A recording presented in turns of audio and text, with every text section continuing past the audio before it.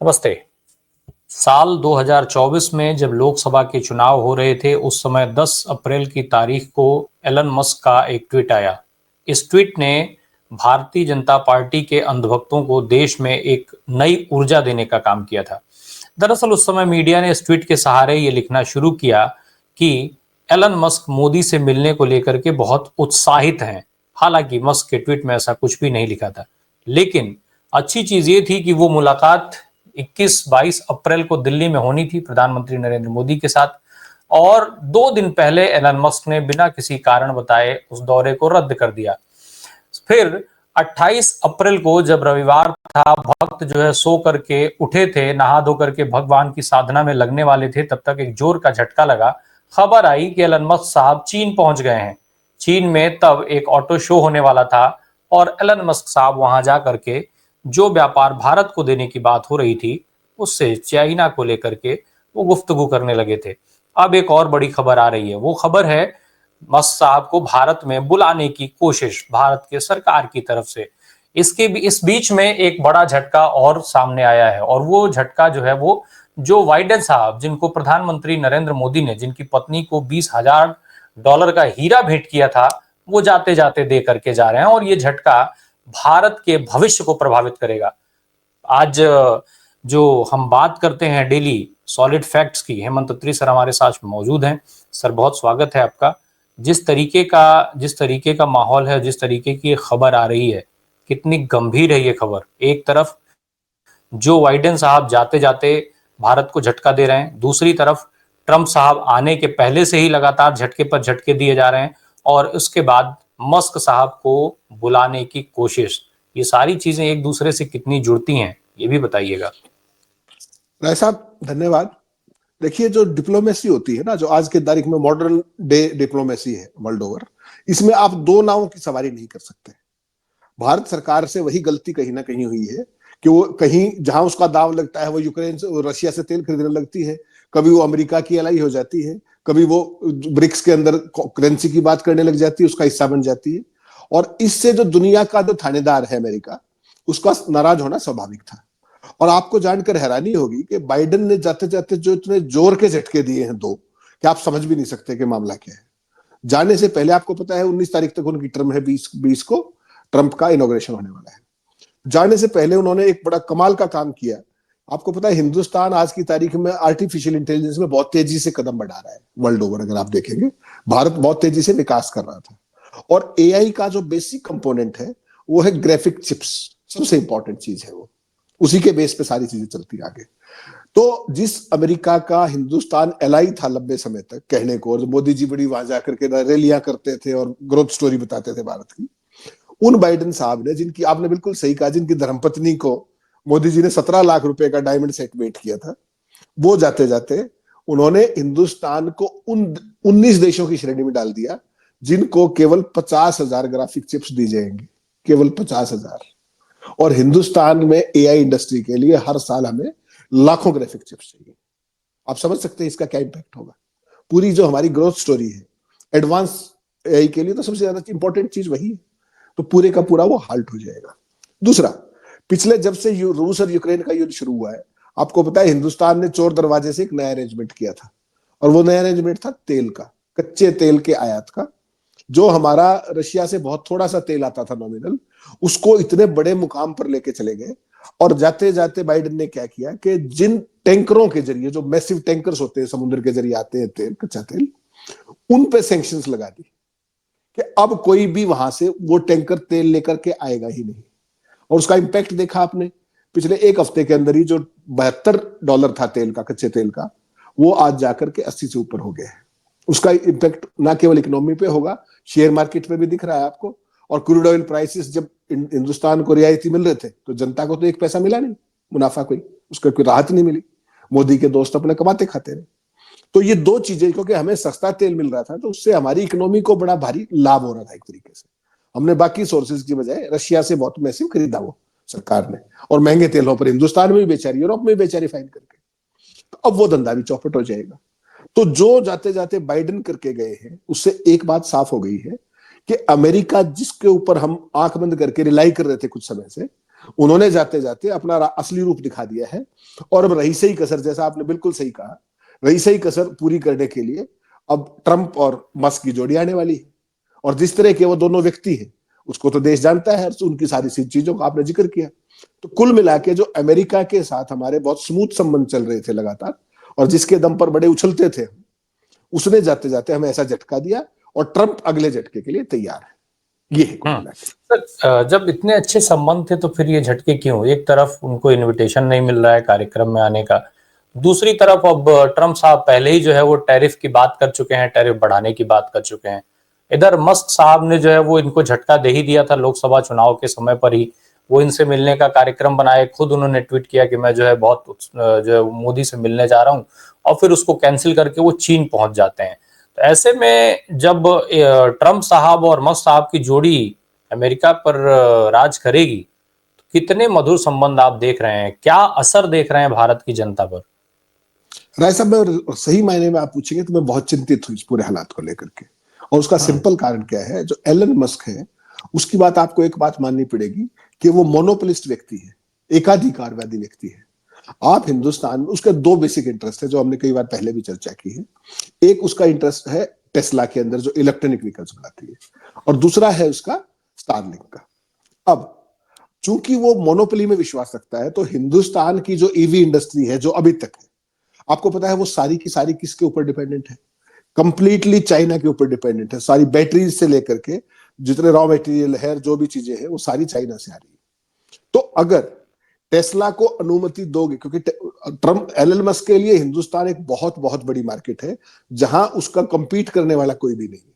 China के अंदर तो है उनकी बीवीडी जो कंपनी आप देखते हो, उन्होंने वहां पे पीछे ही छोड़ दिया इनको। लेकिन हिंदुस्तान में ऐसा कोई बड़ा मैन्युफैक्चरर उस रूप में नहीं है संगठित तौर पर।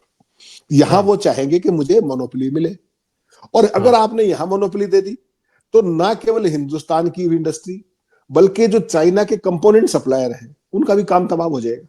क्योंकि जब एलन मस्क आएगा उसके पास पैसे की दिक्कत तो है नहीं, टेक्नोलॉजी उसकी खुद की है। वो अपनी कंप्लीट जो असेंबली लाइंस होती है व्हीकल्स की, उससे लेकर के हर चीज वो अपनी खुद की लेके आएगा। तो मीनिंग देयर बाई के जो इंडिया का जो ईवी इंडस्ट्री है आज की तारीख में जो चल रही है, वो बेहद खतरे में आ जाएगी। क्योंकि उसके पास ना तो ताकत पैसे की दिक्कत है, ना टेक्नोलॉजी की दिक्कत है, ना कंपोनेंट्स की दिक्कत है, उसके पास किसी चीज की दिक्कत नहीं। अच्छा, उसका स्पेशलाइजेशन का काम है। तो हिंदुस्तान की ईवी इंडस्ट्री पे बहुत बड़ा खतरा, क्योंकि वो व्यक्ति मोनोपोलिस्टिक है, उसको जिस भी चीज में जाना है वो एकाधिकार चाहता है। तो ऐसे में आपको ध्यान होगा कल भी सरकार ने एलन मस्क को इनवाइट किया था। कल भी एक स्टेक होल्डर्स मीटिंग बुलाई थी हैवी इंडस्ट्री मिनिस्ट्री ने, उसमें एलन मस्क की टेस्ला को भी इनवाइट किया था, बाकी ग्लोबल प्लेयर्स को भी किया था। तो उसने तो भाई ने आना नहीं है, वो तो प्रधानमंत्री नीचे मिलता नहीं।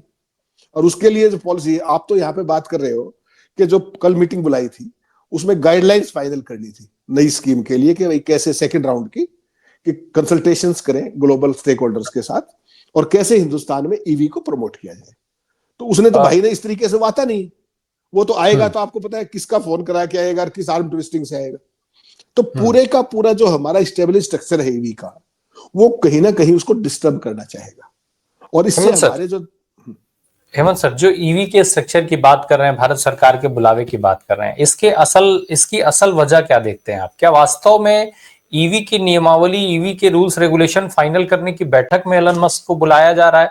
आपको लगता है कहीं ना कहीं, क्या इसको सुन करके एक स्ट्राइक नहीं करता है माइंड में कि इस सामान्य काम के लिए एलन मस्क अपना समय भारत को देंगे? क्या वास्तव में जो तस्वीर दिखाई गई वो पूरी तस्वीर है? नहीं, निगाहें कहीं पे है, निशाना कहीं पे है। देखिए, हिंदुस्तान में मोदी जी का मस्क कौन है?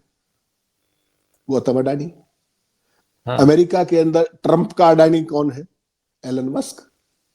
तो सारे एक दूसरे की आवश्यकताओं के पूरक हैं, किसी की आर्थिक, किसी की बिजनेस, किसी की डिप्लोमेटिक, किसी की सारी चीज।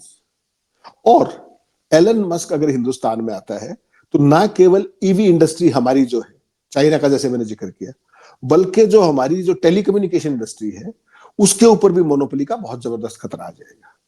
आपके यहाँ अभी जो प्लेयर्स हैं जितने भी, उन्होंने बहुत महंगा स्पेक्ट्रम खरीदा है एक तरीके से, और उनके पास लाखों करोड़ रुपए का उनका इंफ्रास्ट्रक्चर है, टावर से लेकर के तमाम कम्युनिकेशन नेटवर्क। जो श्रीमान एलन मस्क साहब हैं उनको तो 1 रुपया लगाना नहीं, उनके तो सारे के सारे जो भी सैटेलाइट्स हैं वो ऑलरेडी हैं, ऑर्बिट में है पृथ्वी के, उनको तो केवल में इंडिया में स्विच ऑन करना है। तो वैसी सूरत में हमारे टेलीकॉम ऑपरेटर्स का क्या होगा, ये भी तो सोचने की बात है ना। और इनका जो सैटेलाइट लिंक है, जो भी इनका टेस्ला, इनका बस साहब का, उसके लिए तो कुछ भी नहीं करना ना आपको।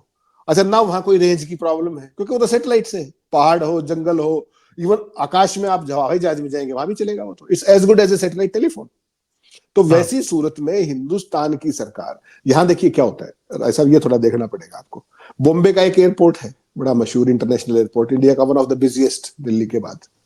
उस एयरपोर्ट को रातों रात कैसे सीबीआई और ईडी का कहीं छापे पड़े, कहीं कुछ हुआ, और उसके बाद वो किसी और के पास चला गया, टिपिकल स्टाइल में। तो जो यहां पर अभी तक चलता आया है, तो वहां जो एलन मस्क ने ट्विटर खरीदा, एक्स के नाम से, अब वो आपने देखा था कैसे खरीदा था। वो क्या करेंगे, उनका तो काम नहीं है ट्विटर का। क्यों लिया वो? क्योंकि उनको ट्रंप को ओबलाइज करना था सोशल मीडिया के एक प्लेटफॉर्म को कब्जा करके, और उनको एक फील्ड देना था कि आप जो चाहे मर्जी प्रोपेगेंडा कीजिए। और अब अगली सुन लीजिए, बहुत बड़ी खबर बता रहा हूं आपको। जो टिकटॉक के बारे में आपने पीछे सुना था, अमेरिका में क्या था, टिकटॉक के लिए अमेरिकी सरकार ने कहा कि या तो आप अमेरिकन को इसको दे दीजिए, वरना हम इसको बैन करेंगे। और आपको एक बहुत बड़ी खबर बता रहा हूं कि एलन मस्क अब उस टिकटॉक को बहुत जल्दी खरीदने जा रहे हैं। तो जो चाइना के टिकटॉक को हम्म। अमेरिका में आर्म ट्विस्टिंग करके खरीद सकता है, वो हिंदुस्तान में क्या करेगा, उसके क्या इरादे हैं, और ट्रंप की क्या नजरें हैं हिंदुस्तान पे। क्योंकि ट्रंप उस बात को भूले नहीं है, जब प्रधानमंत्री हाँ। से उन्होंने मिलने की इच्छा जताई, ये नहीं मिले। तो हम्म। बहुत सारी ऐसी चीजें हैं जो कोलैबोरेट हो रही हैं, कोरिलेट हो रही हैं, और आने वाले दिनों में हिंदुस्तान के लिए बहुत बड़ी खतरे की घंटी है। मतलब जो काम हमारे देश के प्रधानमंत्री नरेंद्र मोदी जी अडानी साहब के लिए करते हैं कि भाई एयरपोर्ट खरीदना है, एयरपोर्ट अडानी साहब को चाहिए तो उसकी हालत खराब करो, अगर और कोई चला रहा है उसके यहाँ छापेमारी करवा दो, मजबूर होकर के वो बेच देता है। ऐसे बहुत सारे उदाहरण हैं। कुछ कंपनीज जो है वो लाला रामदेव को भी बेची गई, उसके लिए भी इस तरीके का माहौल बनाया गया। वही सेम काम ट्रंप साहब वहां जो है मतलब अमेरिका ऐसे लोगों के लिए कर रहा है, चाहे वो मस्क के लिए कर रहा हो या किसी के लिए। सर एक चीज और, इसका मतलब तो जब ईवी इंडस्ट्री अगर बर्बाद हो जा रही है, ये साफ तौर पर दिख रहा है। मोदी जी ने अभी कहा था कि अभी उनकी रिस्क टेकिंग जो क्षमता है उसका पूरा इस्तेमाल नहीं हुआ है। तो इसका मतलब क्या उसी से कनेक्ट किया जाए इसको कि अभी भाई देश को और बड़ा झटका मिल सकता है। और एक चीज और साथ में जोड़ना चाहता हूं मैं कि क्या जब ये सब दिख रहा है कि ईवी इंडस्ट्री आपकी कोलैप्स हो जाएगी भारत की, उसके बावजूद भी मस्क साहब के कदमों में चले जाएंगे अडानी साहब को बचाने के लिए मोदी जी? जो उन्होंने कहा उसमें मैंने आपको उस दिन भी कहा था कि मोदी जी के किसी भी दावे से हमें मतलब हतप्रभ नहीं होना चाहिए। ये तो सारे देश ने देखा कि वो किस तरह की रिस्क ले चुके हैं ऑलरेडी। तो उनको बेसिकली इकोनॉमिक्स का ई नहीं पता, अर्थशास्त्र का ए नहीं पता, कूटनीति का क्या नहीं पता। उनको तो तमाम तरह के एक प्रोपगेंडा के तहत एक खास अंदाज में भक्तों को प्रभावित करने के लिए कुछ न कुछ धमाकेदार करना होता है। लेकिन यहां तो सवाल यह कि जो महिंद्रा जैसे और जो हमारे बड़े मारुति के और तमाम जैसे मैन्युफैक्चरर्स हैं, जो तमाम फॉरेन कोलैबोरेशंस के साथ घुस के ईवीएम बनाना चाह रहे हैं, चाइना से सामान लेंगे, जहां से भी सामान लेंगे, वो सारी का सारा मामला, क्योंकि वो सारे का सारा वो हो जाएगा, एक तरीके से डिस्टर्ब हो जाएगा। और उसके पास पैसे की इतनी ताकत है एलन मस्क के पास कि वो ना केवल मतलब प्राइस में कम्पिटिटिव करते टाइम कुछ मैनिपुलेशन कर सकता है, वो हर तरह की मैनिपुलेशन करने में सक्षम है। और आप उसको बियॉन्ड ए पॉइंट रेगुलेट भी नहीं कर सकते, क्योंकि उसके पीछे ताकत टेस्ला की नहीं है, टेक्नोलॉजी की नहीं है। उसके पीछे ताकत एक ट्रंप जैसे सिरफिरे व्यापारी की है। ट्रंप को कोई प्रेसिडेंट ऑफ अमेरिका कहे, पता नहीं कितनी अमेरिकियों को उस पर गर्व होता होगा या क्या, लेकिन जिस तरह का सिरफिरा व्यक्ति है वो, और जिस तरह का मर्क्यूरियल कैरेक्टर है वो, और सनकी टाइप की जो वो हरकतें करता है, वैसी सूरत में हिंदुस्तान के लिए बड़ी भारी चुनौतीपूर्ण चीजें हो जाएंगी। क्योंकि वो देख चुका है, उसने मोदी के सारे रूप देख लिए। उसने देखा कि मोदी किस तरीके से वहां जाकर के उसके लिए प्रचार कर सकते हैं जो दुनिया का कोई नेता नहीं करेगा। अब की बार ट्रंप सरकार की रैली कर डाली, कोविड के दौरान हिंदुस्तान के अंदर नमस्ते ट्रंप कर डाला। मोदी इस बात वो क्या नाम है, ट्रंप इस बात को भी कभी नहीं भूलेंगे कि मोदी जी ने किस तरीके से $20,000 का उसको जाके दिया। हालांकि उनकी बेटी को 50,000 का दिया, उनके परिवार को $50 के गिफ्ट दिए। मोदी जी ने तो खूब वो किया है उस तरीके से। लेकिन यहां असली सवाल क्या है कि जब उन्होंने अपने वाइटल चुनाव में पिछले साल अगस्त सितंबर में जब मिलने की इच्छा जताई, तो क्यों मना किया गया, क्यों नहीं मिले मोदी? और अगर नहीं भी मिलना था तो पर्सनली कम्युनिकेट कर देते। ये क्या तरीका था कि it is not nowhere available in the itinerary. तो इसका मतलब तो साफ है ना कि इस तरह का व्यक्ति जो आत्ममुग्ध इस लेवल का हो, ट्रंप जैसा, और उससे आप मतलब डिप्लोमेटिक चैनल से ये कहलवाने के मिलने का समय नहीं है, तो आप समझ सकते हैं उसने किस लेवल का ऑफेंस लिया होगा। और उसी नहीं, अवसर का लाभ, लेकिन अब तो उसी गर्दन अवसर का फंस लाभ, गई है भाई। उसी अवसर मोदी का जी लाभ का एलन सर मस्क जो उठाना चाहिए। अर्थशास्त्र है, मोदी जी का सर जो अर्थशास्त्र है वो ई से नहीं शुरू होता है, ए से शुरू होता है। उनका ई से इकोनॉमिक्स नहीं होता है, ए से अडानी होता है, वही अर्थशास्त्र है उनका। तो लेकिन क्या अब इतना बड़ा दांव खेलेंगे कि मस्क से अब रिक्वेस्ट करेंगे मोदी? क्या करेंगे, ऑप्शन क्या है? ट्रंप आपको घुसने नहीं देगा, फिर आप क्या बहुत करेंगे बहुत बताइए? निचले स्तर की बात नहीं हो जाएगी सर? तो इस ऊपरले और निचले स्तर की तो कोई बात इन्होंने छोड़ी नहीं ना। हम्म। डिप्लोमेटिक प्रोटोकॉल्स में किसी की भी जाके जप्फी पकड़ लेना, किसी के भी गले पड़ जाना, किसी के भी जाके प्रचार करना शुरू कर देना, क्या ये डिप्लोमेटिक एटिकेट्स है? क्या कभी इस तरह की परंपरा दुनिया में रही है किन्हीं देशों के बीच में? किसी देश का राष्ट्राध्यक्ष दूसरे देश में जाके वहां की पार्टीजन पॉलिटिक्स में हिस्सा लेकर के ये कहे कि अब की बार ट्रंप सरकार, तो आप सोच लीजिए वो कहां खड़े हुए वहां। तो डिप्लोमेटिक प्रोटोकॉल्स तो आपने रखे नहीं ना। कोई भी देश चाहते हुए भी, मैं चाहूं कि मैं राय साहब की जाके मदद करूं, लेकिन मैं ऑफिशियली नहीं कर सकता, ये इंटरनेशनल प्रोटोकॉल्स के खिलाफ है। वो दूसरे देश का राजनीतिक मामला है, हम उनके किसी भी मामले में प्रत्यक्ष तौर पर हस्तक्षेप नहीं कर सकते। मोदी जी ने करके दिखाया, और यही उनकी रिस्क बियरिंग कैपेसिटी है। और वो बिल्कुल ये बात ठीक कहते हैं कि मेरी रिस्क बियरिंग कैपेसिटी अभी देश ने देखी कहां है। उनकी तमाम कैपेसिटीज हम हर रोज देखते हैं। उनकी इवेंट की ऑप्टिक्स की 2 दिन पहले आपने वहां देखा होगा जम्मू कश्मीर में मोदी जी क्या कर रहे थे। एक सुरंग थी, अंधेरी सुरंग, नई बनी है, उसके अंदर आप जाओगे, उसमें काले चश्मे गॉगल्स लगा करके लाखों के, उसमें क्या देखना चाह रहे थे? वो तो मुश्किल से लाइट करी गई है उसको बिजली लगा करके उनके लिए, और वहां वो गॉगल्स लगा के, उनके वक्तों को शायद वही पसंद आता है, और उनको पता है कि उनके वक्तों को क्या पसंद है। तो वो एक खास अंदाज की जो जो मेस्कुलिन जिसको कहते हैं, छवि बनाना, सलमान खान टाइप, उस तरह के पोज देने का उनका शौक है, उस तरह की बातें करने का उनका शौक है, उस तरह की my friend Donald, my friend Donald, पता नहीं क्या क्या बोलते हैं। तो वैसे ही तमाम राष्ट्राध्यक्ष के साथ उनको आपके उन्होंने देखा होंगे। तो इस तरह की जो चीजें हैं बेसिकली वो पिक्चर और ऑप्टिक्स के लिए ठीक है, लेकिन पॉलिसी लेवल पे उसके क्या इंपैक्ट होंगे वो तो देश को भुगतने पड़ेंगे आने वाले समय में। और बाइडेन जाते जाते करी गई है 2 काम, बहुत गंभीर चीजें हैं। ये चाहे सस्ते तेल वाली बात हो या जो ग्राफिक चिप्स हैं, इसको चिप आप वाली, छोटा बिल्कुल। झटका मत मानिए, ये बहुत बड़े झटके हैं। और क्योंकि मोदी जी की ये जो एलन मस्क है, आपको एक बात भूल गया आप शायद, ये वही एलन मस्क है जिसने ईवीएम के चुनाव पर भी सवाल उठाए थे, ईवीएम की क्रेडिबिलिटी पे भी सवाल उठाए थे। वो भी उतना ही लूज टंग है, वो कुछ भी बोल सकता है, और वो जो कुछ आज बोलता है उसका पूरक ट्रंप है, और ट्रंप जो कुछ बोलता है उसका पूरक एलन मस्क है। हिंदुस्तान में कम से कम अडानी अभी फॉरेन अफेयर्स डिक्टेट नहीं करने लगा है अपने बिजनेस को छोड़ करके। वो तो कभी तो ग्रीनलैंड के बारे में भी कुछ बोल देता है, कभी कनाडा के बारे में कुछ बोल देता है, कभी इटली के बारे में बोल देता है, कभी फ्रांस के बारे में बोल देता है, और हाल में तो आपने देखा उसने ब्रिटेन के चयनित प्रधानमंत्री के बारे में बोल दिया। तो ही सच ए बिग लूज टंग।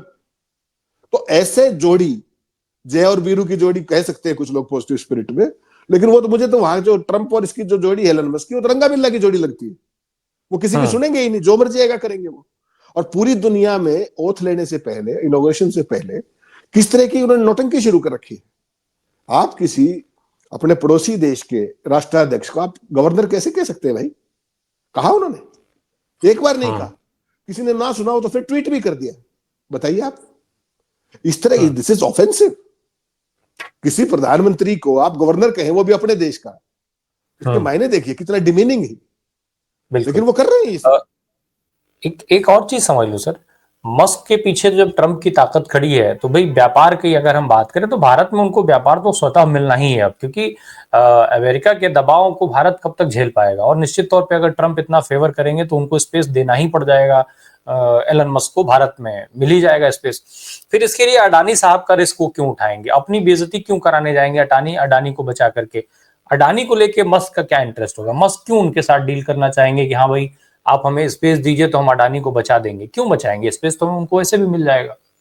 राय साहब, धंधेबाज जो लोग होते हैं ना, उनको किसी से प्रेम नहीं होता, ना उनको किसी देश से प्रेम होता, उनको लाभ से, मुनाफाखोरी से मतलब होता है।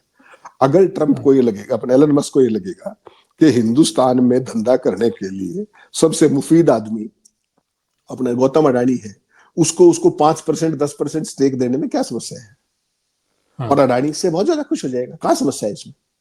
भाई आपको आज हिंदुस्तान के अंदर आपकी टेस्ला नहीं, आप यहाँ पे आना चाहते हैं, आपको तमाम तरह के रिलैक्सेशन चाहिए, और आपको किसी स्टेज पे ये लगे कि यार ये आदमी मेरे काम का हो सकता है, जो मेरी ओवरऑल जितने भी सरकार हिंदुस्तान में जो भी टेक्निकल पेचीदगियां आएंगी उन सब से मुझे मुक्ति दिला देगा, तो बस को क्या दिक्कत है? ये पावर अपनी जगह है, लेकिन धंधे के कुछ उसूल भी होते हैं कि अथॉरिटीज के साथ बियॉन्ड ए पॉइंट पंगा नहीं लेते हैं।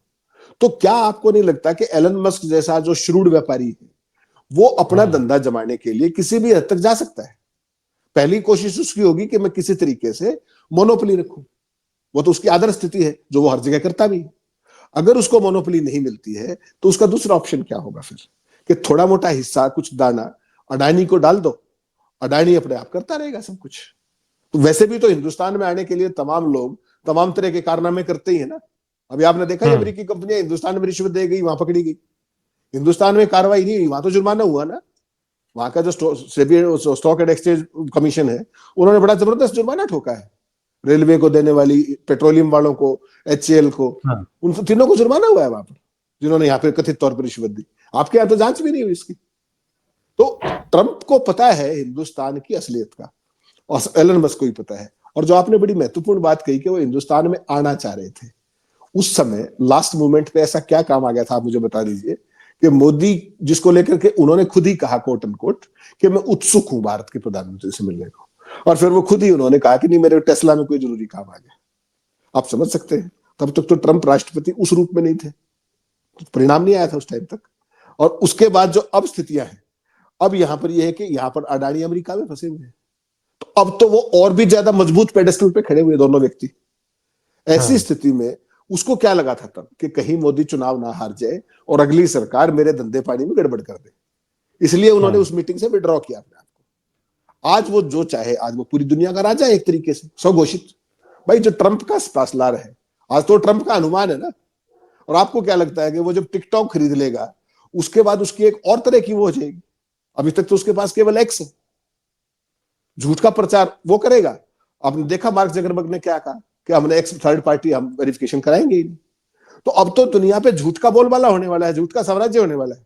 हिंदुस्तान में मोदी जी ऑलरेडी स्थापित कर चुके हैं, व्हाट्सएप यूनिवर्सिटी के जरिए, जो उनके तमाम भक्त मंडली है, ट्रोल सेना है, तमाम तरह की चीजें हैं।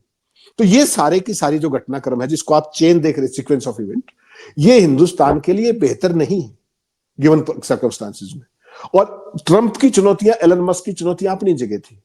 रही सही कसर जो बाइडेन करके गए जाते जाते, वो तो कोर्ट में खाज का काम किया है, क्योंकि एक खतरे का तो आपको पता है कि वो दोनों कुछ भी कर सकते हैं, लेकिन ये तो अनएक्सपेक्टेड आ गया ना।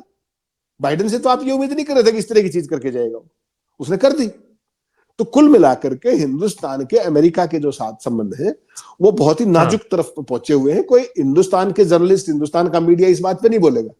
हिंदुस्तान का मीडिया तो तब भी नहीं बोला जब चाइना ने हमारी हजारों एकड़ जमीन दबा ली, हजारों वर्ग किलोमीटर, तब भी नहीं बोले। लेकिन ये तो हम सब की ड्यूटी है कि हम देश के लोगों को कम से कम जो मौजूदा हालात हैं, परिस्थितियां हैं और आने वाले समय की चुनौतियां हैं, इनसे हम अवगत कराते रहे। फैसला देश के लोग करें कि किस दिशा में हम जा रहे हैं। हम कोई वैल्यू जजमेंट नहीं देते कभी भी। जो हमने ये चीजें बताई ये सारी है वो जो आपके सामने आ रही डे टू डे बेसिस पे। इसकी क्या चुनौतियां हैं वो लोग अपने आप समझते हैं बेहतर। बिल्कुल। अब ट्रंप साहब अपने आने से पहले मोदी जी के सहारे, अडानी के सहारे जो है वो कहीं ना कहीं भारत का हाथ मरोड़ रहे थे, लेकिन जो बाइडेन साहब ने जाते जाते गर्दन पे ही पैर रख दिया है एक तरीके से देखा जाए तो। क्योंकि जिस तरीके से AI टेक्नोलॉजी के विकास की बात हो रही थी, अभी जो आंकड़ा सामने आया, अगर आप 50 चिप तक सीमित कर दिए जाएंगे, 50 ग्राफिक्स, 50,000 सॉरी, तो फिर पूरी तरीके से आप जिस टेक्नोलॉजी के विकास की बात कर रहे थे वो एक तरीके से ठप हो जाएगी, और आप स्वयं उसको बना पाए इस पर आपने कभी काम किया ही नहीं है, क्योंकि आपने किसी उद्योग को बढ़ाने का काम तो किया नहीं है। जिन वादों को करके आए थे वो एज इट इज ठप पड़े हुए हैं, बल्कि रिवर्स में और आप जा रहे हैं। जहां पर आपको GDP मिली थी वो पीछे की तरफ चल रही है, ठीक वैसे ही जैसे आजकल पिछले 2-3 दिनों से आपका शेयर मार्केट चल रहा है। तो खैर, अब ये सब चीजें कितना इफेक्ट डालेंगी, कितना दुष्प्रभावी होंगी ये सारी चीजें, ये समय के साथ देश के सामने आएगा। बहुत बहुत धन्यवाद ये फैक्ट साझा करने के लिए हेमंत सर हमसे। Thank you so much.